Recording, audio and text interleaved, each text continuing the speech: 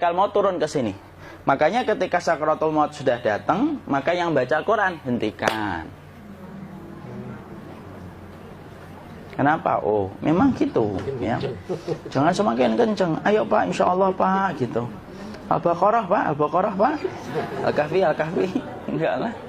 Yang baca Quran berhenti dulu. Kemudian digantikan dengan kita mentalkin. Antum agak ke sana dikit. Masya Allah ya. Orang yang meninggalnya kooperatif ini.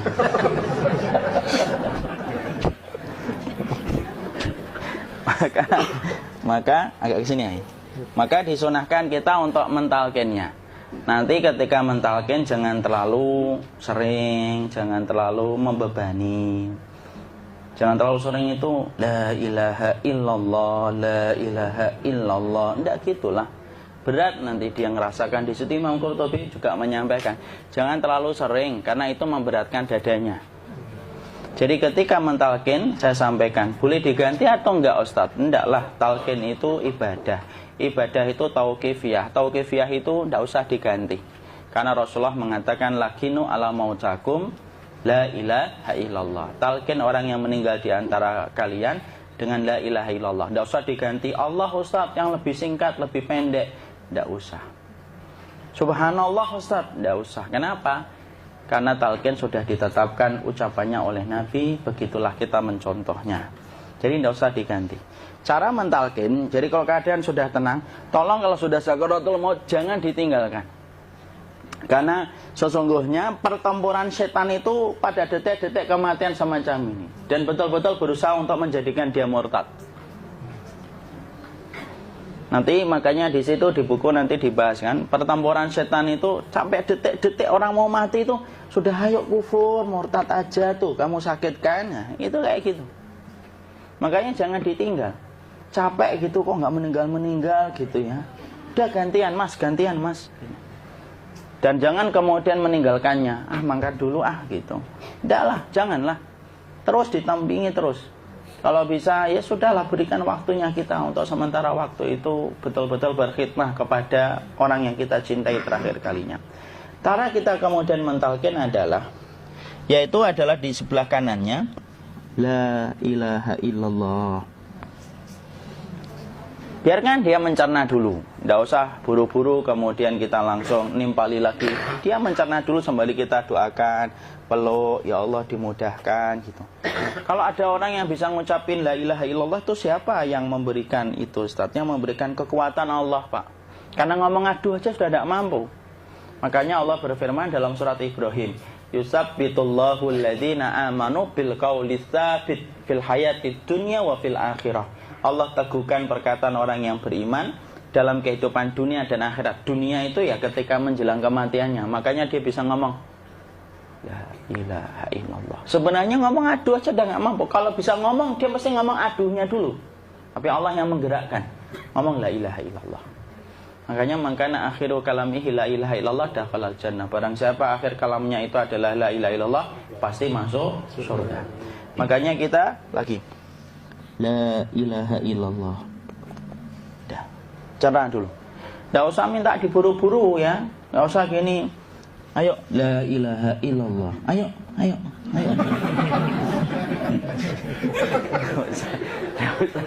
Enggak usah gitu. Ya, biarkan dia pelan-pelan gitu. Ayo tapak, ya Allah capek saya Pak. Enggak usah gitu. Ya, ucapkan la ilaha illallah. Kemudian dia mencerna.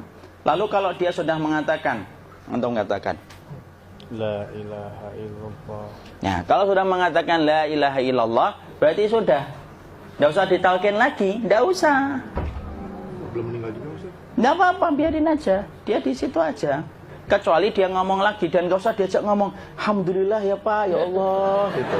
Terus dia jawab, alhamdulillah. Ya. Itu berarti ucapan terakhirnya alhamdulillah. Atau ketika habis ditalkin la ilaha illallah, dia ngelihat air. Nah, itu berarti ucapan terakhirnya air. Talkin lagi. Nggak usah marah. Aduh Pak minta air. Kuncinya mau minta air nanti aja dikubur gitu loh. Jangan gitu. Biarin aja. Jangan kemudian setelah la ilaha illallah La ilaha illallah. Terus, ayo tutup, awas ya ngomong lagi ya. Nggak usah gitu juga. Maka kemudian setelah la ilaha illallah sudah, nggak usah diajak ngomong gitu. Terus kemudian nggak usah ada anaknya perempuan, ya Allah Pak, sudah bisa ngomong la ilaha illallah, usah gitu. Cukup dalam hati alhamdulillah gitu. Diam kita dengerin gitu. Disitulah nanti biasanya tadi detik dia terakhir. Dia nanti ngeliat di sini Pak, prosesnya itu. Nanti kaki langsung sebagian jempol dingin dia. Kaki, telapak kakinya langsung kalau kita geningkan dingin kayak kaki yang kena AC langsung. Kemudian dia langsung ningkup gini. Dikit dia, mulai kaku dia. Atau kalau enggak, gini dia. Langsung kayak jatuh. Kayak kepala nanti yang paling terakhir, kepala itu pasti ada gerakannya Pak. Ini meninggal itu. Pasti gitu. Pasti gitu. Karena apa? Sudah tidak ada beban ruh yang menahannya. Ya, cabut ya, set pelan, maka kemudian malaikat itu. Tapi tetap sakit lah. Walaupun dikatakan ringan, tetap sakit. Maka kemudian sakit gitu. Set ngelewatin sini. Jantung kemudian sudah tidak berfungsi. Kemudian ginjal Pak, ngelewatin ginjal tidak berfungsi. Bapak bayangkan kan, kalau yang pernah sakit batu ginjal Pak, sepakat nggak kalau kita batu ginjal itu sakitnya luar biasa Pak? Itu baru titik batu kecil di ginjal. Kita bisa bayangkan tiba-tiba ginjal tidak berfungsi. Sakitnya kayak apa Pak? Tiba-tiba ginjal nggak berfungsi, pankreas naik, kemudian tek jantung. Jantung ini dia masih hidup dia, di sininya masih hidup walaupun jantungnya sudah berhenti. Naik. Kemudian mata, dia ngelewatin mata. Organ tubuh yang paling setia sama ruh itu mata. Maka kemudian mata dia ngelihat dia, set. Ngelihat set keluarnya, set naik dia. Ya dilihat ini sama dia. Makanya Rasulullah mengatakan innar ruha idza qubida tabi'ahul basar. Ruh itu kalau dicabut, mata itu ngikutin kemana perjalanan ruh itu. Makanya ada yang meninggalnya gini. Ya itu bukan tanda su'ul khatimah. Itu tanda fitrahnya mata ngikutin ruh. Atau kemudian bukanya sedikit. Ada yang kayak senyum Pak. Ada yang kesini yang keringetan. Nah itu tanda husnul khatimah. Ada yang senyum. Jadi sakitnya setelah selesai itu plong gitu loh. Makanya kemudian ada yang tersenyum. Maka itu tanda. Kalau kita ngelihat orang yang membuka mata kayak gini, tidak usah takut. Cepat-cepat kemudian kita nanti tutup. Biasanya kalau terlalu lama, itulah yang menjadikan ini tidak bisa ditutup. Makanya harus pakai kapas akhirnya. Karena apa? Karena pas meninggal nggak langsung ditutup. Biasanya karena perawat takut, dokternya juga nggak tahu itu, dibiarin itu. Makanya ada beberapa mata yang ditutup pakai tensoplas kan? Sebenarnya kalau langsung bisa nutup dia, fitrahnya nutup mata itu.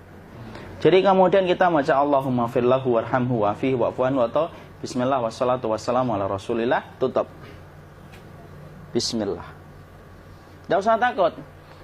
Kecuali buka lagi ya, ini baru kita kabur bareng.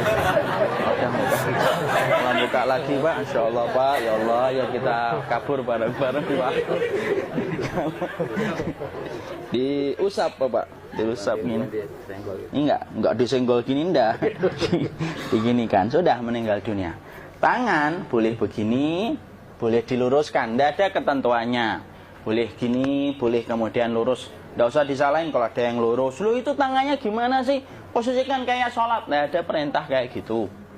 Jadi kemudian dikondisikan saja. Terus maka kemudian dipijit-pijit, akiknya dikeluarin, kemudian jamnya dilepas, gigi palsunya dilepas kalau ada, ya.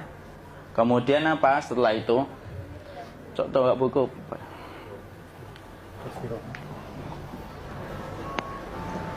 Kemudian kalau bisa awal-awal, kemudian taruh buku atau sesuatu yang agak berat di perutnya ketika baru meninggal dunia.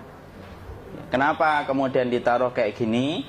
Bukan apa-apa, supaya membantu sisa-sisa pencernaan dia untuk keluar. Nanti Pak, biasanya kalau kita taruh agak yang berat gini, atau kemudian kita gini-gini kan, ini udah makan belum Akhi? Udah makan belum makan kok udah gede ya. Maka pencet-pencet kayak gini, biasanya nanti ketika dimandikan, nah pas dimandikan diginikan saja. Aduh. Nah ini dia sudah keluar di belakang, dia gini. Terus nanti keluar dia. Nah ini keluar langsung di belakangnya. Dan memperlakukan orang kalau sudah meninggal dunia itu yang lembut gitu. Kenapa? Inna kasra admil mayyiti kakasri admil hayyi. Mematahkan tulangnya ketika orang sudah meninggal dunia itu lebih dia rasakan sakit ketika mati daripada ketika masih hidup. Tuh Islam itu sampai sama orang mukmin itu kalau sudah meninggal aja sampai selembut itu. Kok hidup kasar itu kebangetan dia jadi orang itu. Sampai orang mati itu kemudian disuruh yang lembut. Kalau ada aib disuruh nutup, tidak boleh diceritain. Misalkan di belakangnya beliau ini ada tompel, gagah-gagah tompelnya gede gitu. Tidak boleh cerita, Masya Allah loh. Sampai segitunya sunnah itu ngajarin kita untuk nutup aib. Kalau ada orang belajar sunnah sukanya buka aib, nyari-nyari kesalahan orang, sunnah yang mana dia pelajari itu saya bingung. Makanya kemudian gini, setelah selesai maka kemudian tutup dengan kain. Maaf ya, Khi. Ya. Nanti kalau nggak kuat napas ngomong ya. Maka ditutup kayak gini, ditempatkan kemudian jangan di tanah tapi di atas dipan. Karena apa? Syekh Abu Malik Kamal Said Salim dalam Sahih Fikih Sunnah menyampaikan supaya tidak cepat busuk. Dia taruh di atas. Kemudian ditutup pakai kain apa saja, ya, sembari nanti kita mempersiapkan tempat mandinya, tempat kafannya dan yang lain sebagainya. Maka kemudian kalau ada yang datang boleh dibuka. Kemudian kita mencium ininya apa?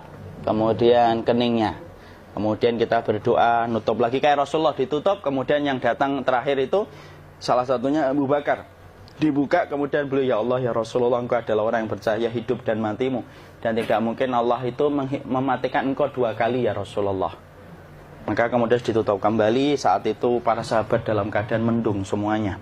Maka disitulah kita lakukan kayak gini. Ditutup gini Ustaz ya. Kasihan tidak bisa nafas, insya Allah tidak butuh nafas lagi. Jadi kemudian kita semacam ini kita persiapkan apa yang bisa kita lakukan.